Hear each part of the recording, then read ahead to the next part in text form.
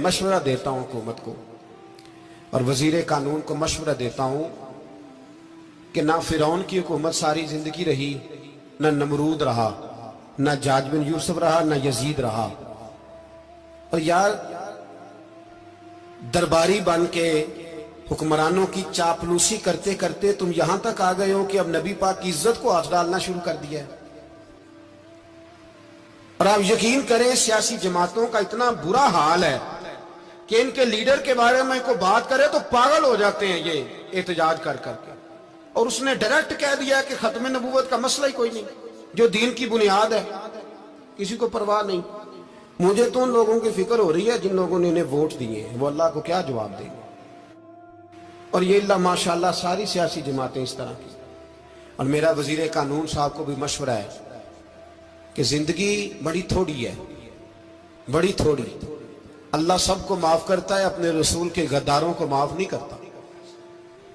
और यहां तुम्हारी गाड़ियों पे झंडे लगे हुए हैं, वहां भी तुम्हारे झंडे लगेंगे, पर इसलिए लगेंगे कि ये गद्दार है नामूसे रिसालत के, ये झंडे लगेंगे। शर्म करो और डर जाओ, बस कर दो।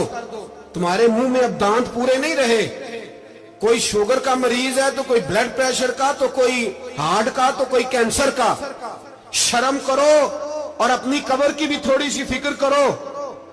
बताओ पाकिस्तान के कितने सदर गुजरे, वजीर आजम गुजरे, तो उनकी कब्रें कहां हैं? कोई जाता है उनकी कब्रों पे? किसी को खबर है? क्यों अपने लिए जहन्नम इकट्ठी करते? सारा कुछ दुनियादारी रह गई है, सारा कुछ सिर्फ यही रह गया। हजरत अबू बकर सरदार थे, हजरत उमर सरदार थे कबीले, हजरत उस्मान सरदार थे। उन्होंने सरदारियों को ठोकर मार के रसूलुल्लाह के कदमों में बैठना पसंद किया। सरदारियां छोड़ के गुलाम बन गए। तुम सरदारियां बचाने के लिए रसूलुल्लाह की गद्दारी करते हो, शर्म नहीं आती?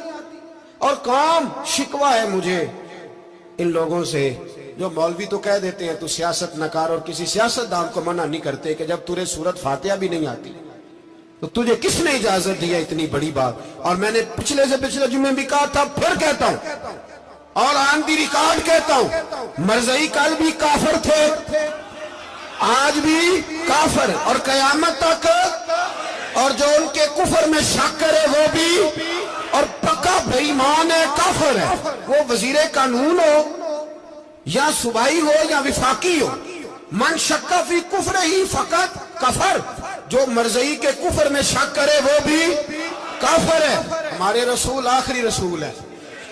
हम किसी को ये इजाजत नहीं देंगे कि वो खत्म नबूवत में रखड़ा डालने की कोशिश करे। हम किसी को ये इजाजत है। और तुमने कौम को लूटा, लूटते रहो, अब ईमान पे डाके तो ना डालो। तुम्हें दौलत लूट के पेट नहीं भरा, अब ईमान लूटना शुरू कर लिया। तुम्हारा फैक्ट्रियां लूटकर, कौमी खजाना लूटकर पेट नहीं भरा, बेईमानो अब दीन बेचकर अपनी हुकूमतें पक्की करोगे। और वो लोग भी तैयार हो जाएं जो इन बेईमानों को मुंतखब करते हैं, उनसे भी सवाल करेगा खत्म नबुव्वत का मौजू कयामत के दिन कि तुम बताओ। इनको सपोर्ट करते थे जो रसूलुल्लाह सल्लल्लाहु अलैहि वसल्लम के बाद भी किसी नबी को नबी मानना दुरुस्त जानते थे। शर्म आनी चाहिए, ख्याल होना चाहिए। और मैंने कहा कि हमारा दिल नहीं चाहता, आप यकीन करें, हमें शौक है जुलूस निकालने का, तुम्हारे खिलाफ बातें करने का। तुमने रोज थर्मामीटर निकाला होता है, चेक करते हो कि ईमान कितना है कितना नहीं है। ये पाकिस्तान अगर सूबा सिंध है तो हजरत अब्दुल्ला शाह गाजी का है, अगर बलोचिस्तान है तो हजरत बाबा अब्दुल रहमान का है, और अगर पेशावर है तो वो सूफिया का है, और अगर ये धरती पंजाब है तो ये दाता अली अजमेरी की है, ये बाबा फरीदुद्दीन की है। इसमें किसी गद्दार को कब्जा करने की इजाजत बिल्कुल नहीं मिलेगी। और हम वो लोग भी नहीं जो चुप करके अंदर सोते रहे, कौम जो करती है करती रहे, हमें परवाह नहीं ना, ऐसी कोई बात नहीं। कोई बंदा ना समझे कि इन्हें होश नहीं, इन्हें पता नहीं, हमें सारा कुछ ही आता है। फिर अगर कल को कोई मुमताज कादरी पैदा हो गया तो शिकवा ना करना, कल को कोई फिर से आमिर चीमा निकल आया तो शिकायत ना करना, याद रखना।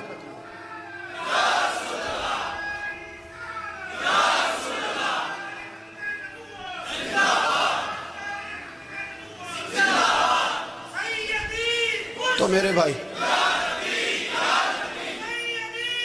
खोल के बोलो, या नबी रसूल के बोलो।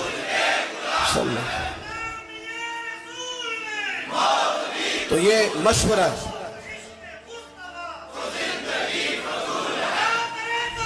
جزاک اللہ. تو یہ تمہیں مشورہ ہے.